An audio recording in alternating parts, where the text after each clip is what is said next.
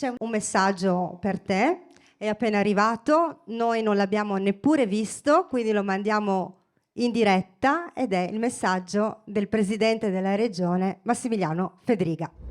Voglio portare i miei saluti per questo lancio di campagna elettorale per la ricandidatura di Jessica Canton a sindaco di Fiume Veneto. Mi scuso di non poter essere presente, ma come immagino avete visto ero fuori regione in qualità di presidente della conferenza delle regioni, in quanto oggi è stato approvato il testo dell'autonomia differenziata. Mi dispiace quindi non poter essere a questo importante evento, ma voglio portare i miei saluti e ovviamente l'in bocca al lupo a Jessica.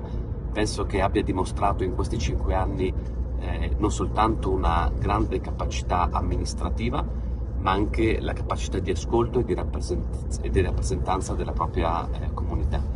Per quanto mi riguarda, ovviamente troverete sempre le porte aperte per un dialogo con la Regione, perché l'alleanza fondamentale che esiste tra le istituzioni di questo territorio, in questo caso ovviamente Regione Comune, è fondamentale per la risposta che possiamo dare ai nostri cittadini.